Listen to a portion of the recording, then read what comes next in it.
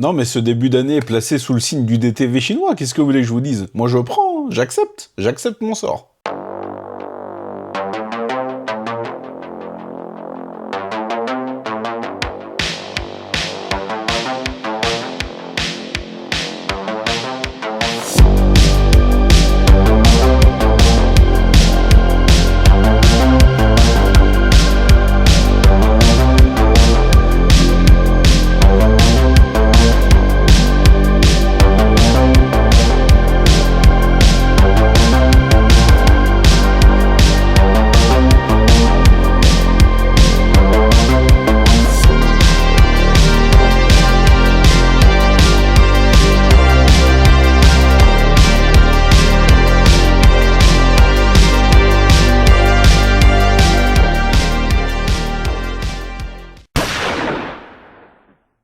Et salut à tous les amis, on se retrouve pour une nouvelle vidéo.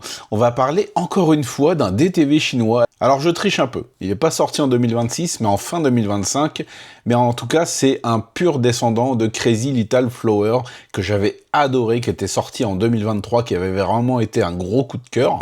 Et ce Dawn Sniper, c'est clairement son fils. C'est quasiment le même style de film et c'est tout aussi réussi que son modèle. テストデータによる患者は心核の気管不全で15分以内に死ぬ。因为战死鬼多早晚关怒。师傅，风速每秒5米，风向北，11点方向。350米。君の体の訓練は完璧だ。そこまでの迷惑があるって。如果拔枪相向，你想好怎么面对他了？真的是，我叫佐藤洋子，不是你口中的什么叶宁。那就来吧，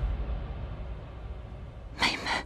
Dans Dawn Sniper, on va suivre l'histoire de deux femmes qui ont été séparées dans leur enfance et qui se retrouvent pendant la Seconde Guerre mondiale, sauf que l'une fait partie du camp des Japonais et l'autre fait partie du camp des Chinois.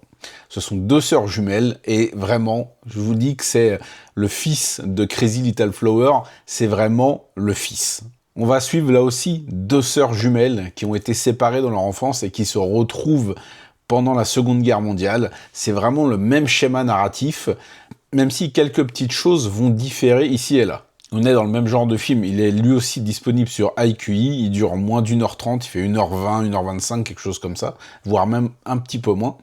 Et c'est un film qui va être très soigné, qui va avoir de belles ambitions narratives. On est dans un film de guerre qui se passe pendant l'occupation japonaise, et on va suivre un petit groupe de résistants mené par une femme donc qui est spécialiste du tir au fusil à lunettes, une snipeuse, et qui va se retrouver à devoir affronter sa sœur jumelle, qui a été, elle, kidnappée par les officiers japonais quand elle était toute petite, et elle a été complètement endoctrinée.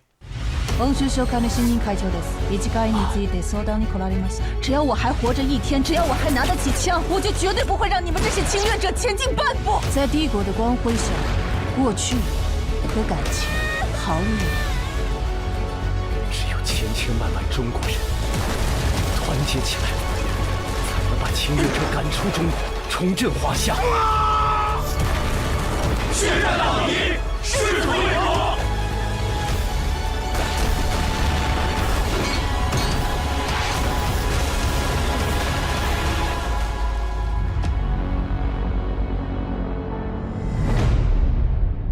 Vous le savez, je vais pas me répéter, je fais que le dire sur la chaîne, mais c'est d'année en année, on upgrade le niveau des films, le niveau des DTV chinois, et là vraiment, c'est encore une fois le cas, avec un film mais qui est quasiment, pour moi, parfait. Ça reste quand même un DTV, c'est-à-dire qu'il y a certaines limites budgétaires, certains codes en fait qui sont propices vraiment à ce genre de production, à savoir que c'est quand même des films de plateforme, donc qui commencent par une grosse scène d'action pour retenir le spectateur, parce que je ne sais plus exactement quelles études ils ont fait, mais ils calibrent leur film de manière à ce que les premières minutes soient cruciales et captent l'attention du spectateur, et là c'est le cas, là aussi, on commence par une grosse scène d'action, et le film se développe ensuite. Et il se développe d'une belle manière, on a des personnages un minimum creusés, qui peuvent parfois sembler un petit peu caricaturaux, Il ne faut pas oublier qu'on est dans un contexte de guerre mondiale. C'est vraiment le bien contre le mal, avec quelques légères nuances dans l'écriture de certains personnages. Mais dans l'ensemble, je peux clairement dire que ce Dawn Sniper est un film patriotique, et c'est pas du tout un reproche. Après tout, combien de films patriotiques américains est-ce qu'on aime? Il y en a vraiment beaucoup. Et là, c'est juste qu'on est dans un contexte en Chine pendant la Seconde Guerre mondiale et l'occupation japonaise. D'ailleurs, le film va faire écho à des événements réels, à savoir le massacre de Nankin. Je rappelle que le studio photo de Nankin est disponible dans les salles. Je ne sais pas s'il est encore distribué, mais en tout cas, il a été proposé en ce début d'année. Un film historique très fort. On parle aussi brièvement d'expérimentations humaines qui ont eu lieu pendant la guerre, de la part des Japonais sur des pauvres civils. Voilà, ça a fait l'objet de plusieurs films, dont les films Camp 731. Là, ces sujets sont évoqués, sont posés dans le contexte. Et même s'il n'est, entre guillemets, qu'un DTV, ce qui n'est pas du tout péjoratif de ma part, et vous le savez, le film se permet des scènes assez cruelles. On a des exécutions d'enfants, on a des scènes de torture, on a des scènes de guerre assez sanglantes. Le film est très visuel et arrive à avoir de beaux moments de bravoure dans l'action, mais aussi dans sa narration, parce que je trouve que c'est peut-être l'un des DTV où il y a le plus d'émotions. Et c'est une émotion qui est principalement due à la qualité du jeu de son actrice principale. Alors, une actrice que je ne connaissais pas du tout, qui s'appelle Mei Tong, de son surnom Poppy. Poppy Mei Tong, ouais, c'est très mignon. Qui va donc jouer les deux personnages principaux et qui va nous donner quelques petites séquences d'émotion, quelques petites séquences où on a un peu la gorge qui se serre.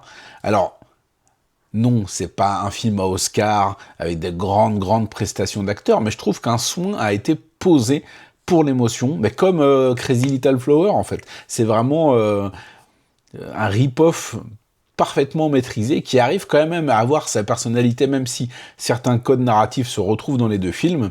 Non, vraiment, j'ai vraiment beaucoup été touché par ce film. Il m'a vraiment capté, en fait. Il m'a vraiment entraîné avec lui dans son univers, dans ses enjeux, dans son contexte. Et il arrive à procurer de belles émotions avec des enjeux quand même assez simples, à savoir comment va se renouer ou pas la relation entre les deux sœurs. Qu'est-ce que c'est que l'endoctrinement pendant la guerre? Comment est-ce que ce sont les civils qui souffrent à chaque fois dans un conflit? Ce sont même les principales victimes. Ce film soulève toutes ces petites questions et maîtrise et arrive vraiment à gérer son rythme, son action, son émotion, ses scènes de suspense, tout ça en moins d'1h25. Je trouve vraiment que c'est un beau petit tour de force. Le film est extrêmement complet. Il va nous donner tout ce qu'on attend, à savoir des scènes d'action, des scènes de guerre. Il va nous planter un contexte historique. Il va nous proposer quelques personnages un tant soit peu marquants. Un régal, tout simplement un régal de A à Z. C'est typiquement le genre de production que j'aime, et ça se niche un peu dans le film de sniper du DTV. Il y a plusieurs sous-genres, et ce sous-genre-là, dont je vous parle avec Crazy Little Flower et donc ce Dawn Sniper, c'est le sous-genre du deux sœurs jumelles séparées pendant la guerre et réunies, mais elles sont plus dans le même camp, et parfois il y a un peu de neige. Bon, là, il n'y a pas de neige, mais dans Crazy Little Flower, c'était le cas. En tout cas, vraiment un régal. Il est disponible sur iQIYI.